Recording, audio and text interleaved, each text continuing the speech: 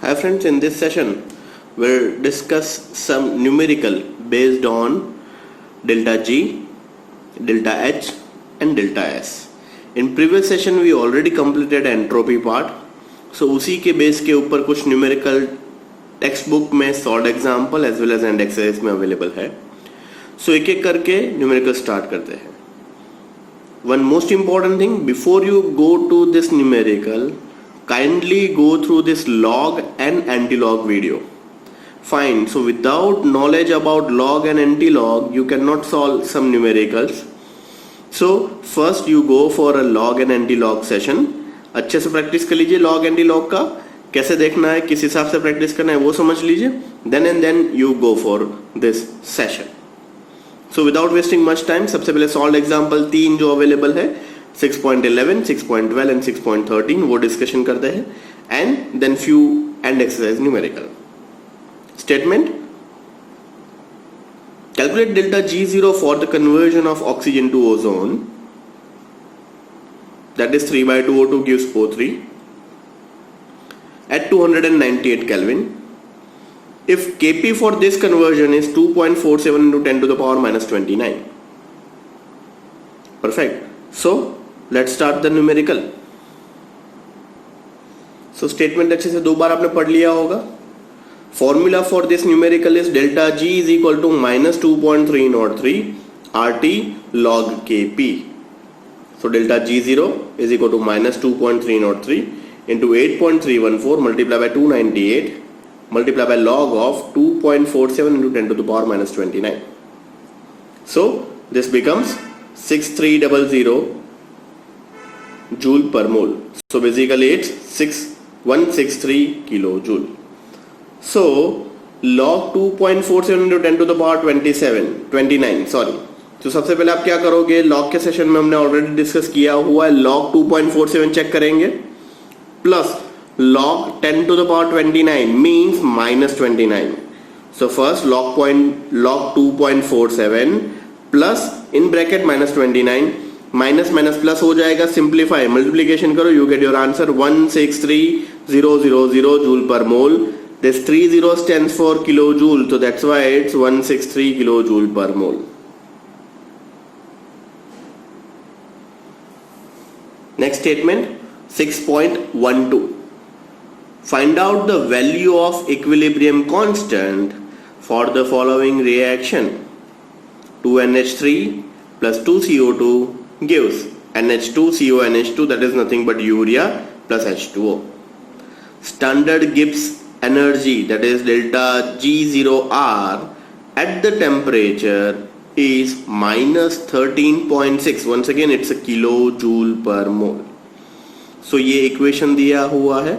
Find out the equilibrium constant means log K and log K से K ढूंढना है, आपको G दिया हुआ है.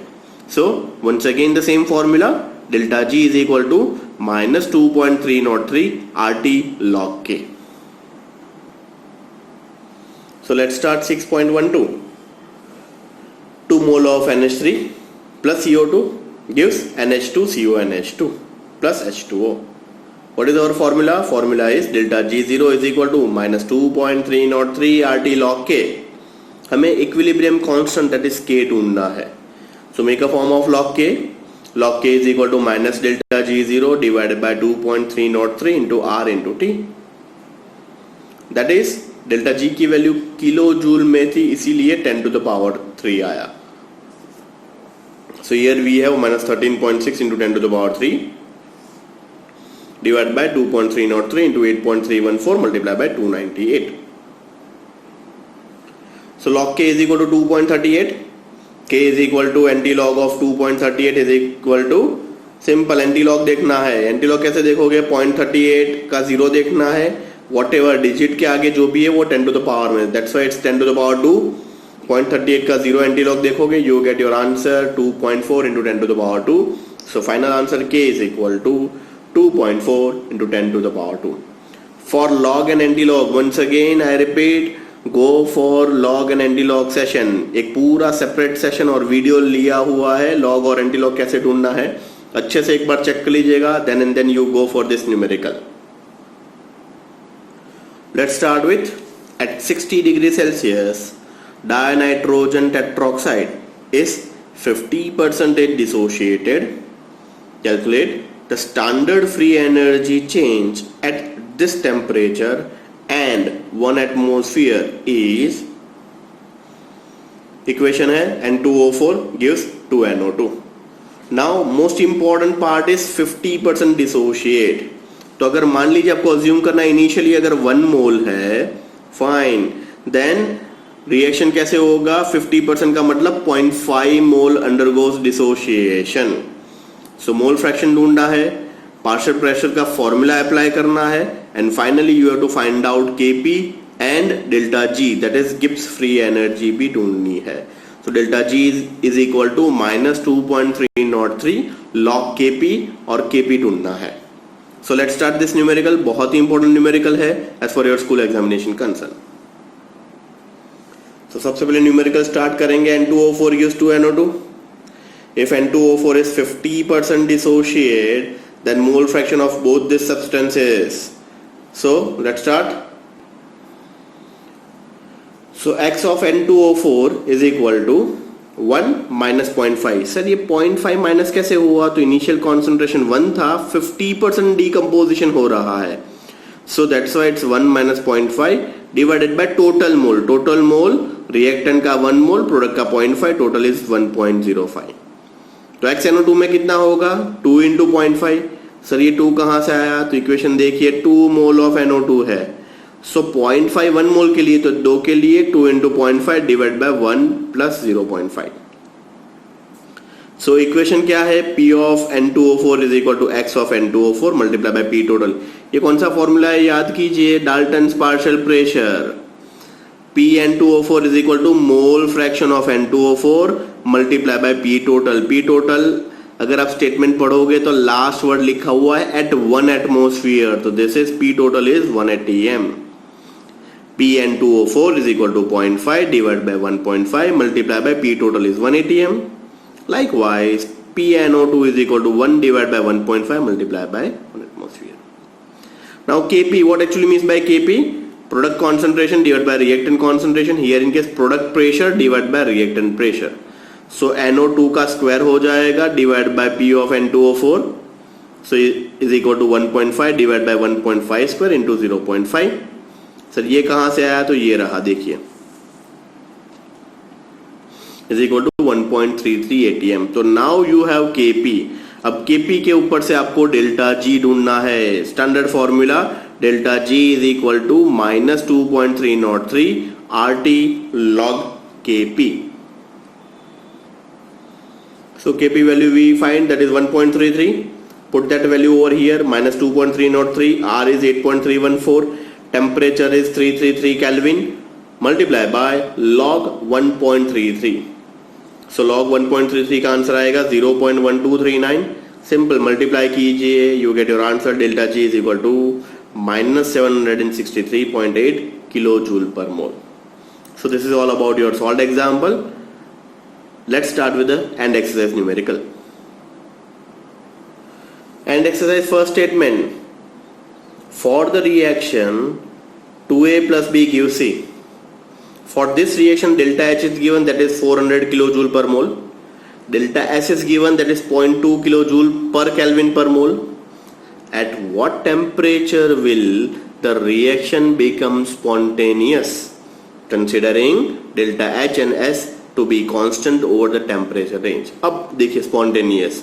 So आपने अगर सेशन अच्छे से पढ़ा होगा तो आपको क्लियरली बताया था कि delta G, fine, delta G की value less than 0, rate of forward reaction. Delta G is greater than 0, rate of backward reaction. Delta G is equal to 0. System is in an equilibrium. Just because temperature H and S का over the range of temperature. So let's start assuming that delta G is equal to 0. So delta G is equal to 0 just because reaction is in an equilibrium. So our standard formula delta G is equal to delta H minus T delta S. Given data extract किया हुआ delta H value is 400 kilojoule per mole. Delta S is 0.2. This is equal to 0. So delta H minus T delta S is equal to 0. So T is equal to delta H upon delta S. So you get 2000 Kelvin.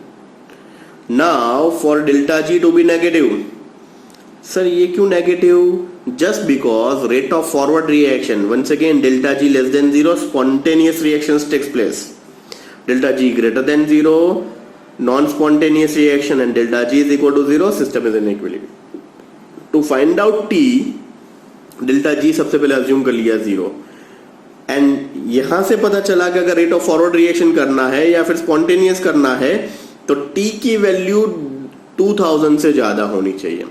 If you put 2000 over here, you get delta G is equal to 0. But by any means we require delta G negative. To get this negative value, at least 2001 Kelvin temperature अगर यहाँ पे होगा, then you get delta G negative. For a spontaneous reaction, delta G should be negative. Due to this, temperature is greater than 2000 Kelvin. Then we get delta G negative and reaction becomes spontaneous. So next 6.19, for the reaction 2A plus B gives 2D, delta U0 is equal to minus 10.5 kilojoule and delta S0 is equal to minus 44.1 joule per Kelvin. Calculate delta G0 for this reaction and the prediction whether the reaction may occur spontaneously. Perfect. So let's start this reaction. आपको given data extract करना है, delta U दिया है, delta S दिया हुआ है, क्या क्या ढूंढना है आपको? डेल्टा G0 ढूंढना है and whether this reaction become spontaneously और नॉट, वो आपको आंसर लिखना है.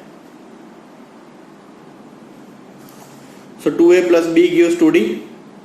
गिवन डेटा एक्सट्रैक्ट करो, डेल्टा U0 दिया हुआ है, डेल्टा S0 दिया हुआ है, डेल्टा NG क्या हो जाएगा? 2 minus 3 is equal to minus 1. So first statement, delta H0 is equal to delta U0 plus delta NG/RT. Delta U की वैल्यू यहाँ पर रेडी है, डेल्टा NG हमने ढूंढ लिया हुआ है, R and T हमें पता है. अगर इसका सिंप्लीफिकेशन करेंगे तो हमें आंसर मिलेगा माइनस 12.98 किलो जूल. स्टूडेंट्स याद रखिएगा ये सारे के सारे यूनिट्स इंपॉर्टेंट है, यूनिट नहीं लिखोगे तो आधा आधा मार्क्स सभी जगह से कट होता जाएगा. So whenever you have a numerical तो यूनिट इज कंपल्सरी, मस्ट लिखना ही पड़ेगा. अब आपको क्या ढूंढना है? डेल्टा जी.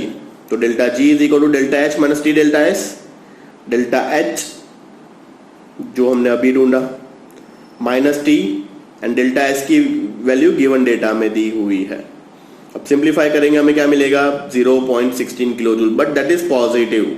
सो वंस अगेन कंडीशन क्या है? Delta G less than 0 spontaneous reaction, delta G greater than 0 non-spontaneous reaction, and delta G is equal to 0, system is in equilibrium. So delta G positive मिल रहा है, means reaction will not occur spontaneously, it's a non-spontaneous reaction. 6.20, the equilibrium constant for this reaction is 10. What will be the value of delta G0? R की value बहुत ही simple, बहुत ही easy है. 22 पढ़ लीजिए. Calculate the entropy change surrounding when 1 mole of H2O is form under the standard condition. Delta H दिया हुआ है. दोनों के दोनों न्यूमेरिकल बहुत ही इजी है, simple numerical. Take a glimpse and आप खुद से भी कर सकते हो. So first 6.20, delta G0 is equal to minus 2.303 RT log K. अब log K का वैल्यू 10 है, log 10 base 10 1 हो जाएगा. सिंपल मल्टीप्लाई करो, you get your answer. So this is all about your 6.20 and last is 6.22. H2 plus half O2 gives H2O. Delta H for this. So delta S is equal to Q surrounded by T.